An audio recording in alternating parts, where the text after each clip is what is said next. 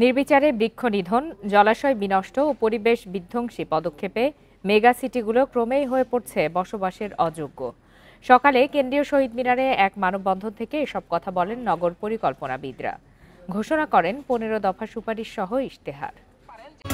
পুরানো দিয়ে নতুন নিতে আজই চলে আসুন আপনার নিকটস্থ ওয়ালটন শোরুমে।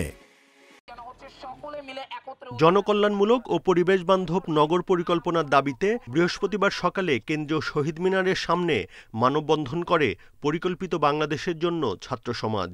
এতে নতুন ইশতেহার ঘোষণা করে বক্তব্য রাখেন প্রকৌশলী, নগর পরিকল্পনাবিদ সহ শিক্ষার্থীরা।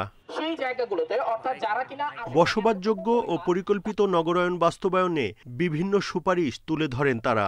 উন্নয়ন নিশ্চিতে জাতীয় স্থানিক পরিকল্পনা তৈরি ও উন্নত দেশের মতো নগর ও অঞ্চল পরিকল্পনা আইন প্রণয়নের তাগিদ তাদের। তথাকথিত যে উন্নয়নের নামে আমরা যা করছি, কোনরূপ পরিকল্পনা ছাড়া যে আমরা উন্নয়নের যে ধারণা আমরা মানুষকে দিচ্ছি, এটা উন্নয়নের নামে আসলে আমাদের দেশের বিরাট ক্ষতি হয়ে যাচ্ছে। দাবি হচ্ছে এটাই, যে কোনো কাজ করার আগে পরিকল্পনা করতে হবে এবং সেই পরিকল্পনা বৃহত্তর স্থানিক পরিকল্পনার সাথে সামঞ্জস্যপূর্ণ কিনা সেটা না দেখে প্ল্যানিং কমিশনে কোনো ধরনের আসলে প্রজেক্টকে অনুমোদন দেওয়া যাবে। ঢাকার বিশদ অঞ্চল পরিকল্পনা বাতিলের দাবির মাধ্যমে যেসব স্বার্থ সংশ্লিষ্ট ব্যবসায়িক মহল লাভবান হয়েছিল, তাদের বিরুদ্ধে অন্তর্বর্তী সরকারকে ব্যবস্থা নেয়ারও দাবি জানান বক্তারা। একদিকে আমরা হাজার কোটি টাকা দিয়ে প্রকল্প করি, পরে আমরা বলি সেটা ভেঙে ফেলতে হবে।